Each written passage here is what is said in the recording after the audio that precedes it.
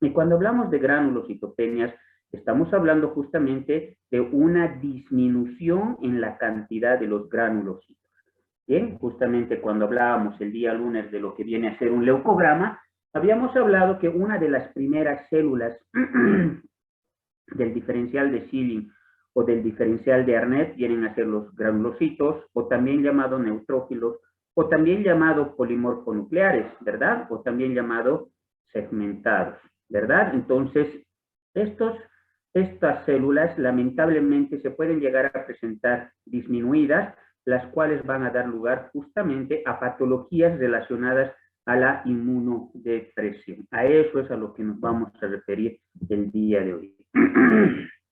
La granulocitopenia, pues no es más que una disminución del valor absoluto de los granulocitos que se encuentran circulando en lo que viene a ser la sangre periférica. ¿Qué quiere decir esto? Que puede haber no solamente disminución de los neutrófilos, sino que también pueden estar disminuidos otro tipo de células que contienen granulocitos en su interior, como ser los basófilos y los eosinófilos. Pero donde más énfasis nosotros tenemos que llegar a dar es justamente en el recuento total de los neutrófilos, ¿no? Por lo tanto, estaríamos directamente hablando de una neutropenia, que es justamente lo que nosotros vamos a ir discutiendo en esta oportunidad. Por si acaso, el hecho de decir neutropenia para nosotros nos tiene que significar que el paciente tiene inmunodepresión. Podemos llegarlo a clasificar en 4 grados, ¿bien? Y esta clasificación va a ir a partir de lo que nosotros conocemos la cantidad normal absoluta de neutrófilos, que bien saben ustedes, está entre 2000 a 6000 células por milímetro cúbico, ¿no? Estoy hablando de neutrófilos. Pues cuando los neutrófilos se encuentren por debajo de 1500, ya voy a hablar de una neutropenia leve, y cuando se encuentre por debajo de 1000, voy a hablar de una neutropenia moderada. Si se encuentra por debajo de 500, voy a hablar de una neutropenia severa. Y si estoy por debajo de 200, voy a hablar definitivamente de lo que es una agranulocitosis o agranulocitopenia.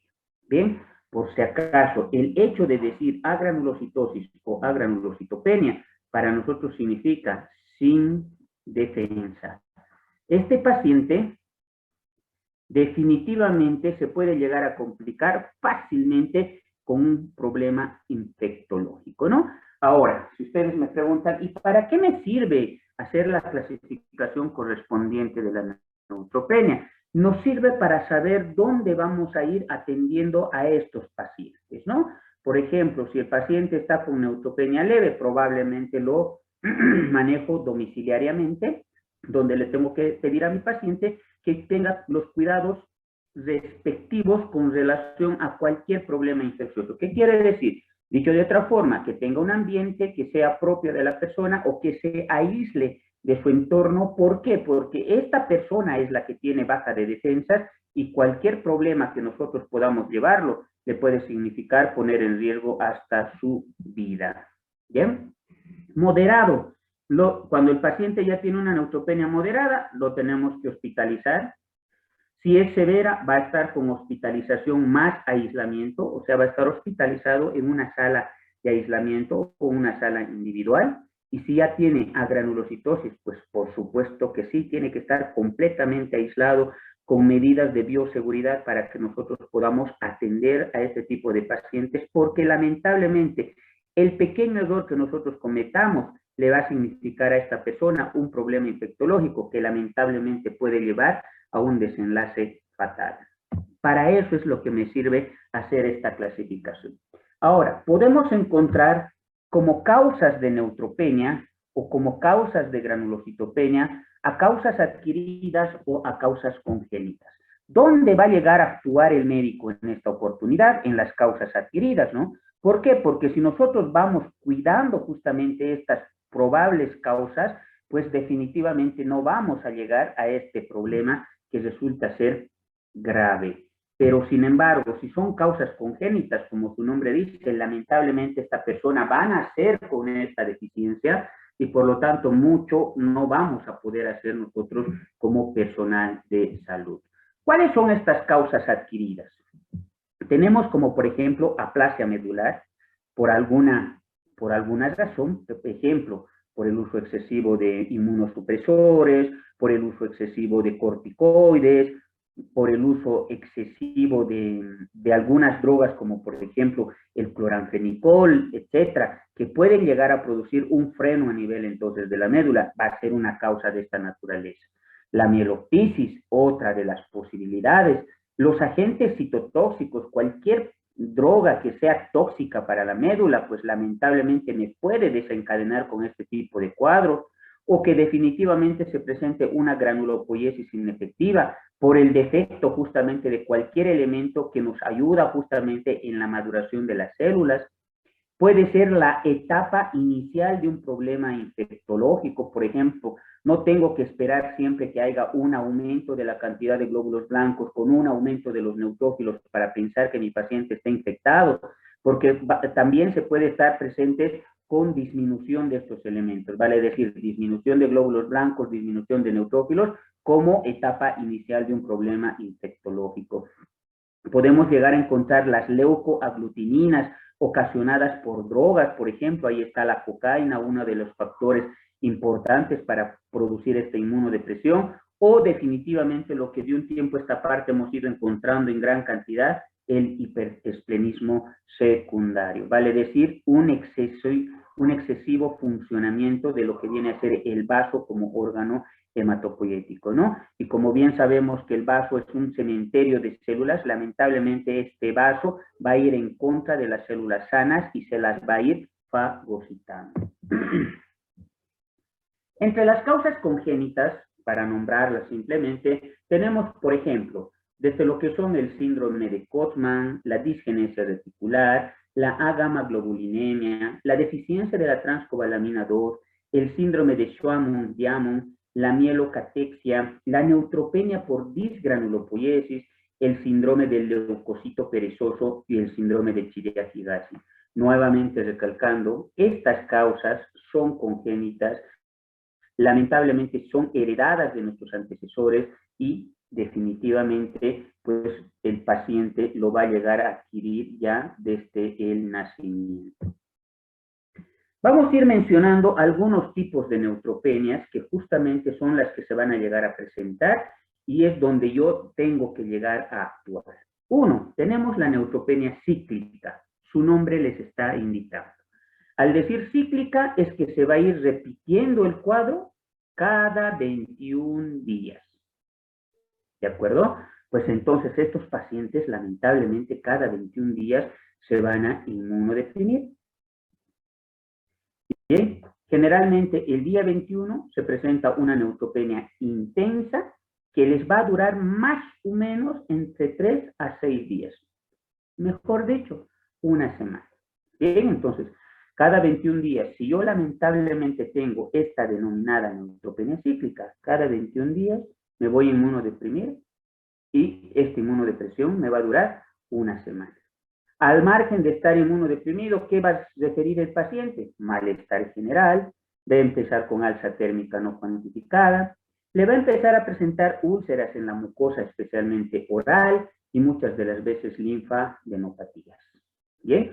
Por eso es que se llegaba a decir muchas veces las úlceras o las lesiones que se presentan en los labios o los procesos herpéticos que se presentan a nivel de los labios, no es porque definitivamente creíamos, ¿verdad?, que era por el beso de la araña. Eso es una mentira. Es porque definitivamente en nuestro organismo se está presentando una inmunodepresión y obviamente un virus se hace presa de nuestro organismo, ¿no? Porque estamos inmunodeprimidos y empezamos con un problema de esta naturaleza. ¿Cómo podrán hacer ustedes el diagnóstico de esta neutropenia cíclica? Solamente haciendo o midiendo la cantidad de glóbulos blancos y de neutrófilos. Pues esta medición o esta hematimetría la tienen que ir realizando ustedes de manera serial. Por lo menos 3 veces a la semana tengo que hacerle un control a mi paciente y este control de cada 3 veces por semana lo tengo que realizar por lo menos durante 6 semanas para que de esta manera yo haga esa curva cíclica y solamente de esta forma pueda llegar a determinar que mi paciente tiene este tipo de cuadro. ¿Bien? Ahora me dirán entonces, y doctor, ¿qué voy a hacer si se me presenta esta neutropenia? Pues nosotros tendremos que dar drogas que estimulen estimulen la producción de granulocitos, ¿no? Eso se llama justamente drogas estimuladoras de la serie de granulocitos, como el famoso filgastrin.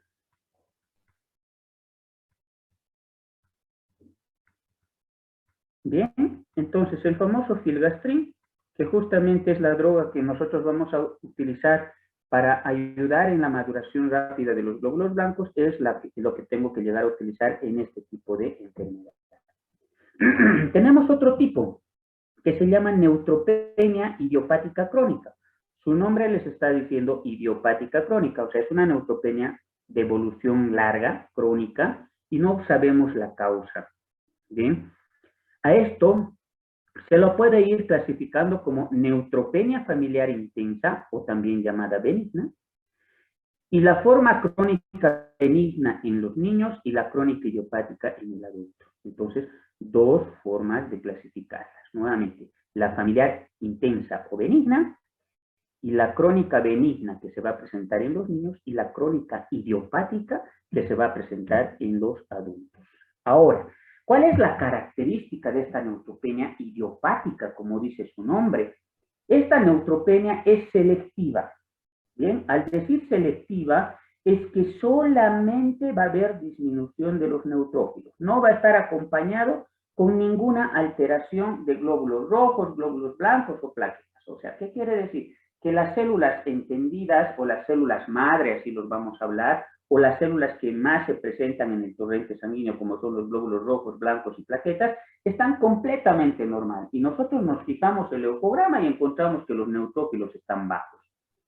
Entonces, a esto, mi primera deducción va a ser, es una neutropenia crónica y de causa, no sé, tendré que buscar. Voy buscando y si no encuentro una causa, pues se queda como una neutropenia idiopática benigna. Nuevamente recalcando, puede ser familiar intensa benigna o crónica benigna que se presentan en los niños y que no hay que preocuparse mucho, o la crónica idiopática en los adultos. ¿Ya? Nuevamente, ¿cuál es la característica? En que la neutropenia es selectiva. Solamente los neutrófilos van a estar afectados. Ahora, ¿qué tratamiento voy a realizar a estos pacientes? Lo mismo, drogas estimuladoras de la producción de granulocitos, como es el famoso filgastrin. Otro tipo, tenemos a la neutropenia por deficiencia nutricional. Este es uno de los cuadros más frecuentes, y se los tengo que decir así, especialmente en nuestras adolescentes o en nuestros adultos jóvenes. Por el hecho de que muchas de las personitas a veces tenemos complejos, por el hecho de aumentar o ser gruesitos o aumentar de volumen con facilidad, pues nosotros recurrimos a provocarnos diferentes tipos de trastornos, ¿no? Trastornos nutricionales, estamos hablando.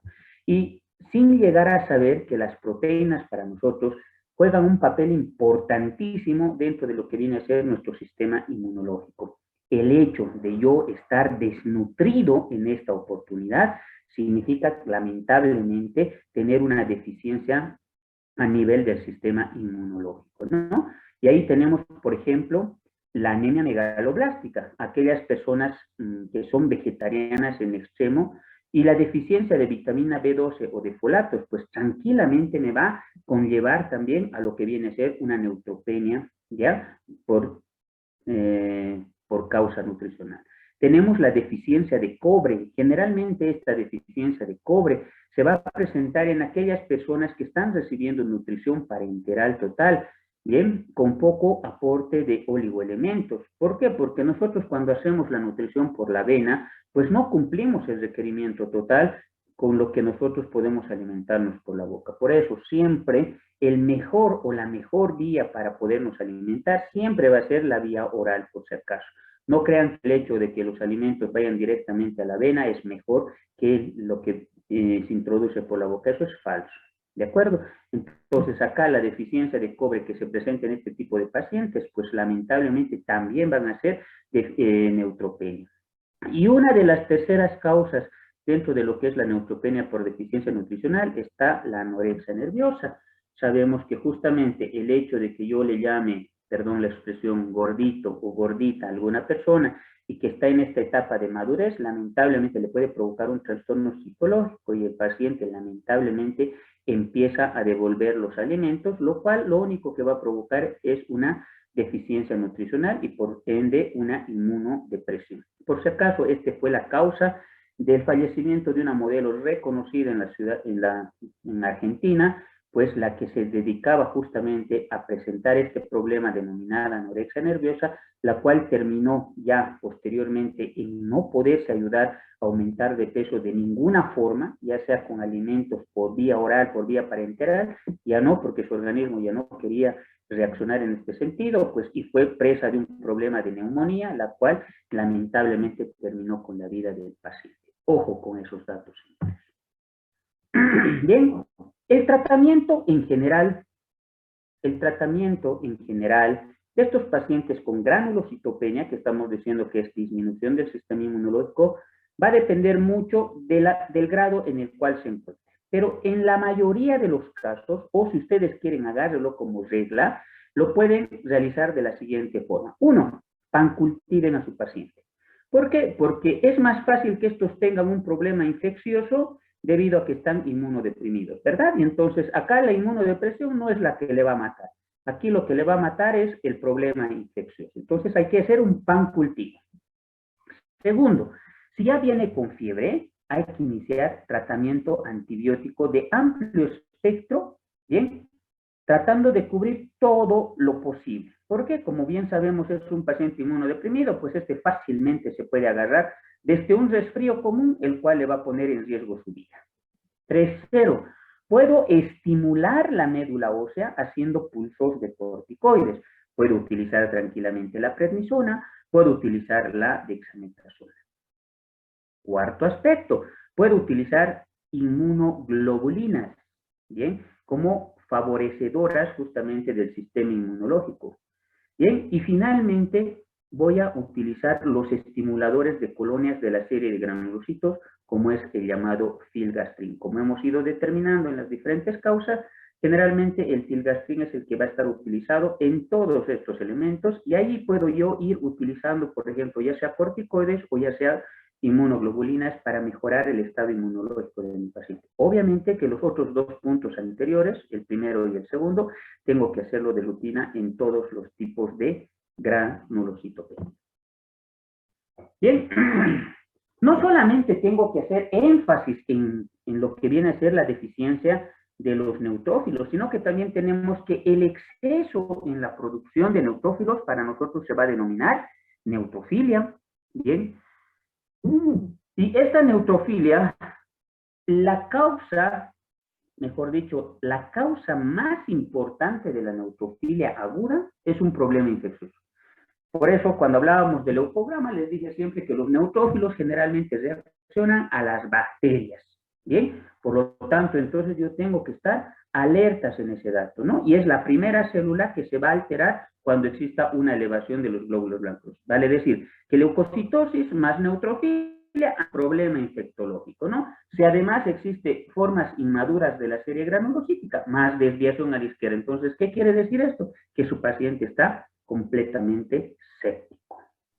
Pero en ocasiones también puedo llegar a encontrar en procesos inflamatorios crónicos o en procesos mieloproliferativos, para ir, por ejemplo, decir, si los glóbulos blancos están en 100.000, vale decir una hiperleucocitosis, y esta hiperleucocitosis es a predominio de neutrófilos, pues es una leucemia de tipo mieloide. Para eso también me sirve para yo poder determinar este tipo de aspectos. Ojo con los glucocorticoides, ojo con la adrenalina, ojo con el tabaco, que también pueden llegar a producir aumento fisiológico de los neutrófilos, así como también de los glóbulos blancos. Y finalmente tenemos a los monocitos. En un momento dado hemos hablado de que nadie le da un centavo a estas células, ¿no? Pero sin embargo tenemos que llegarlos a decir que existen los trastornos del denominado sistema mononuclear fagocítico. hemos hablado que los monocitos son las únicas células denominadas macrófagos, o si ustedes quieren, son los verdaderos macrófagos de la sangre. Y nosotros tenemos que llegar a saber que para llegar a un monocito maduro o adulto, tenemos que partir de lo que es un monoblasto, después pasar por promonocito y finalmente terminar en un monocito, ¿no? Y también habíamos recalcado que este monocito va a cambiar de nombre dependiendo del tejido donde este se vaya a ir a localizar, ¿no? Sin embargo, lo más importante de esto es que tengo que llegar a saber que existen, por ejemplo, fármacos que van a suprimir la producción de neutrófilos en la médula ósea y pueden causar monocitopenia al mismo tiempo. Bien, entonces estos fármacos inhiben la producción de neutrófilos y al mismo tiempo inhiben la producción de los monocitos. Por lo tanto, una monocitopenia, pues para nosotros va a resultar sumamente importante porque no va a haber estas células que se encargan de limpiar, si vale el término, todo el terreno donde se ha producido destrucción de elementos ajenos a nuestro organismo. También puede existir disminución de la cantidad de monocitos después de un estrés o después de la administración de corticoides o glucocorticoides. Pero sin embargo, puede llegar a existir un aumento excesivo de la producción de monocitos en problemas infecciosos crónicos, como por ejemplo la tuberculosis, la brucelosis, una endocarditis bacteriana, una sarcoidosis y por supuesto es que sí, muchas veces en la leucemia. ¿Por qué? Porque en la leucemia tenemos excesiva cantidad de glóbulos blancos y los monocitos los reconocen como ajenos a nuestro organismo y tratan de fagocitarlos todo el tiempo. Por lo tanto, estos monocitos se reproducen cada vez en mayor cantidad para tratarnos de defender frente a esta excesiva producción de glóbulos blancos. Bien, señores, ese es el tema que traje para consideración el día de hoy. Si se estarán dando cuenta, es un tema sumamente cortito, pero sin embargo, un tema completamente importante dentro de lo que vienen a ser las células blancas de la circulación sanguínea. Y si se estarán dando cuenta, pues de aquí en adelante espero que no nos olvidemos que los glóbulos blancos definitivamente hayan sabido cumplir una función sumamente importante dentro de lo que viene a ser nuestro sistema inmunológico. Y por supuesto que sí, el estado nutricional, pues, es, si vale el término, el primer factor para que este sistema inmunológico esté funcionando en el 100%. Bien, no sé si tienen alguna pregunta, duda, anécdota, comentario. Doctor, una duda. Dijo que los glucocorticoides disminuyen, ¿verdad? Los neutrófilos, toda la serie blanca. Pero también dijo que podían aumentar. ¿En qué casos puede aumentar? Muy bien, Ariana. Pues estoy hablando, tal vez esta partecita no me captaste, habíamos indicado, si yo hago pulsos de corticoides, actúo como estimulante, ¿bien? Pero si yo hago ya un tratamiento prolongado y a altas dosis, voy a inmunodeprimir. Entonces, la respuesta viene con relación a tu pregunta, es que si yo voy a realizar manejo de corticoides, pero pongámosle por encima de 10 miligramos de prednisona por más de un mes, pues ahí voy a tener que tener muchísimo cuidado porque sí lo voy a inmunodeprimir a mi paciente. Pero si yo voy a utilizar, por ejemplo, metilprednisolona por 3 días, pues probablemente no le provoque la inmunodepresión. Lo que sí le voy a provocar es una estimulación de la producción de este tipo de células. A eso se refiere, ¿no? Una cosa es hacer un pulso que dura exageradamente 72 horas y otra es utilizar los corticoides o glucocorticoides por tiempos prolongados o tiempos crónicos. A esos son las que tengo que tener cuidado. Bien, ¿alguna otra pregunta, duda, consulta?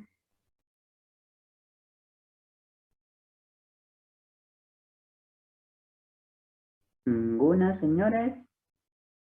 Espero se haya comprendido. Creo que no he sido tan complicado en las palabras que he llegado a utilizar. ¿O sí? Bien. Pues nuevamente les recalco, espero que se haya comprendido y que sea de mucha utilidad para ustedes, porque existe muchísimo desconocimiento de este y el siguiente tema que lo vamos a ir viendo, ¿no? El siguiente tema es una agranulocitopenia directamente dentro de la clasificación de los neutrófilos. Habíamos hablado que cuando estos se encuentran por debajo de 200, donde ya va a significar que no hay defensa, pues ese es el cuadro en el que nos vamos a hacer un pequeño paréntesis la siguiente clase. ¿Listo, señores? Pues no les quito más de su tiempo. Creo que tienen otra actividad a las 7 de la noche. Pues con eso estaríamos concluyendo nuestra actividad del día, ¿sí? Que tengan muy buenas noches y gracias por su atención. Hasta Gracias, luego, doctor. doctor. Doctor. Hasta luego, doctor. Hasta luego, hasta luego.